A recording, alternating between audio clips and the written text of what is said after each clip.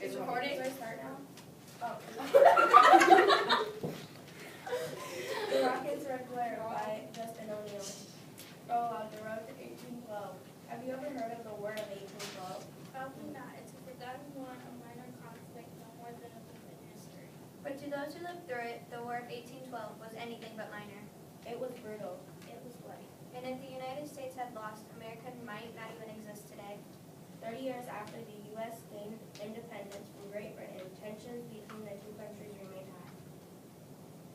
At sea, the British were harassing American ships and seizing their crews. Meanwhile, the British were at war with France. It was a big mess. In 1812, U.S. President James Madison reluctantly agreed to ask Congress to declare war. But did the U.S. really stand a chance against the most powerful nation in the world? Steve born Baltimore, Maryland, summer 1813. Born after the very young Pickersgill, answers the mock. Good morning, Miss Pickersgill. I'm Major George Armistead, Commander of Fort McHenry. Please come in, Major. This is my mother, Miss Rebecca Young, and my daughter, Carolyn. How do you do, ladies? So how can we help you, Major? Do you think the British are going to attack Baltimore? We've been preparing to defend the city, and we're ready except for one thing. You need a flag. Exactly, we need a magnificent American flag to fly above the fort. Well, you certainly come to the right place. I'm told your flags are the finest around. What dimensions do you have in mind? Big, really big. We need a flag so large the British will have no difficulty seeing it. We won't disappoint you. Over the next 6 weeks, Pickersgill, her mother, her daughter, and several others get to work sewing. Seen to Chesapeake Bay, Wednesday, September 7, 1814. Francis Scott Key and John Sears are aboard a small ship. He paces nervously as Skinner, a U.S. military officer, peers through a spyglass.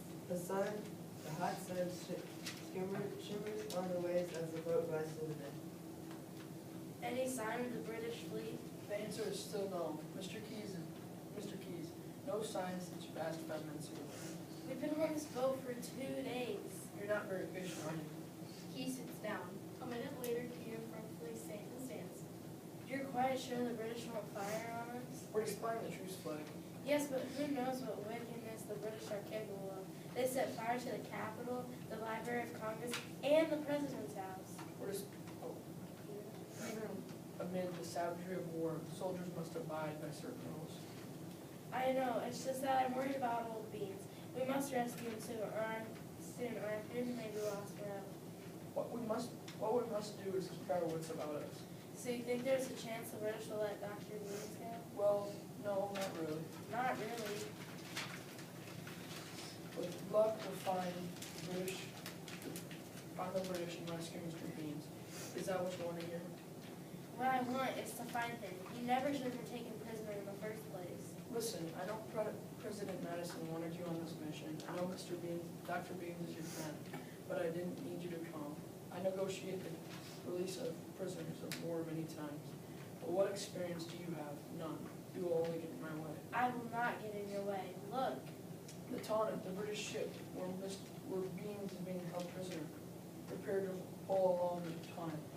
Steve 3 aboard the Tonnant. Skinner and Key are right aboard the enormous British ship. 2 officers in stiff military uniforms came down. Well, American guests, how thrilling.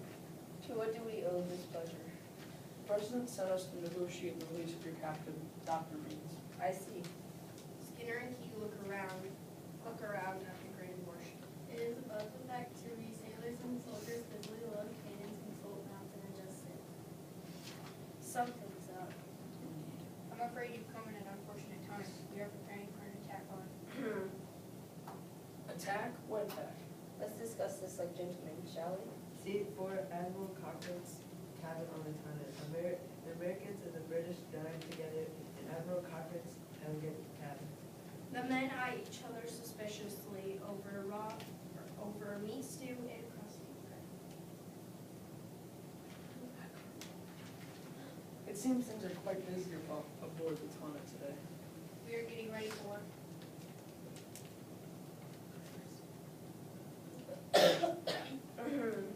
More wine, gentlemen.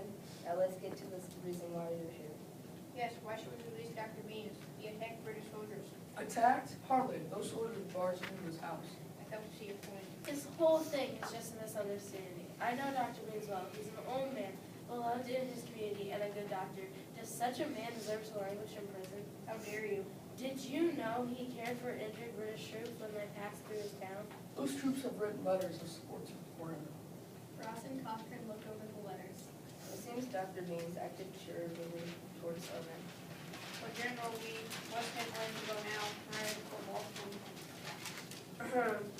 Because he treated British soldiers so kindly, we will treat Dr. Beans kindly. He is free to go. Excellent. That was easy. Scene 5, below deck on the turret. A soldier leads keys to the ship's underrun. He holds a handkerchief to his nose to block the stench of the stuffy air. Hey, Beans, wake up. Bean punched on a crate, was his head. Doctor, are you all right? Is that really you? I've come to see you, old friend. My goodness, man, haven't they given you a change of clothes, decent food? I've been treated like a criminal. Well, it's over now. He helps Beans up, stand up. When they turn up to leave, Cochran stands in the way. I'm afraid you cannot leave. But General Ross said Dr. Beans is free. You think I care what happens to that old sack? I don't understand.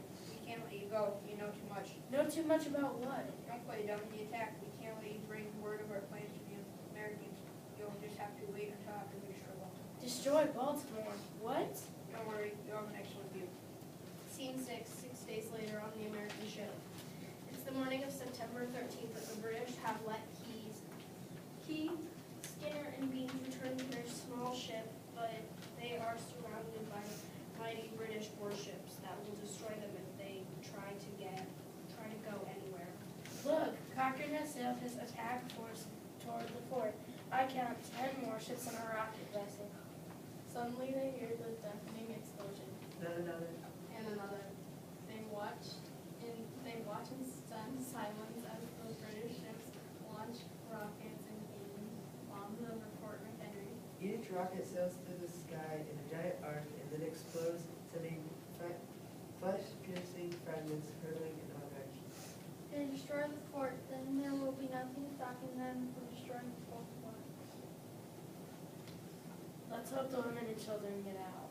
Fort McHenry is strong, and General Armistead is a brilliant man. The British may not be able to bring us down. A British ship gets a little too close to the fort. One of the fort's cannons sends a bomb careening into the air. It hits the ship, tearing a hole into the hull. Hooray! Hours pass before bombardment goes on. A powerful storm picks up. All we can do now is wait. The flag. Huh? As long as the American flag flies over Fort McHenry, there's hope. It means the Americans have not surrendered. I fear it may be a British flag by morning. The sun is setting. Soon it will be too dark to see a thing. The drenching rain continues. They stare at the flag tossing in the storm until the last bit of light is extinguished from the sky. Only the violet red of the fiery explosions is visible in blackness. Scene 7, before dawn on September 14, 1814. At some point during the night, the sun settled and the explosion stopped. The men pace across the ship's creaky deck as the sun rises slowly. Look, I think I see a flag. I see a flag, but is it American or British? It is still too dark to see. There's a bit of a breeze. The flag is moving a little. Can you tell? Not yet. Too damn for these alive. They wait, the sun rises higher. Yes, I can see. I can see stars. Stars? On the flag, it's still there. Oh, he's right. Hooray, hooray, hooray. The men hug and cheer. Skinner extends his hand to Key. Well, I must say, good job, Keith. You did it. Yes, we did. So long, Cochran. Go back to Britain, you fool. I need a pen. What's wrong? Nothing. I want to write something down. The only paper Key can find is a news envelope. Oh, say, can you see? Epilogue, Voices of History. The sight of the flag over Fort McHenry convinced we cannot win. I order it. After that, Cochran let us go. And the war finally came to an end in the winter of 1815. The flag I wish so badly. With my help. It is on display in the National Museum of American The words I scrawled on the back of the envelope that morning, 200 years ago, became a poem, which I called Defense of Fort McMaster. It was published in a pamphlet and set to the tune of a popular song. He couldn't quickly see the whole city of Baltimore singing it. Then the rest of the country was too. Then it was renamed the Star Spangled Banner. And in 1931, it became the national anthem.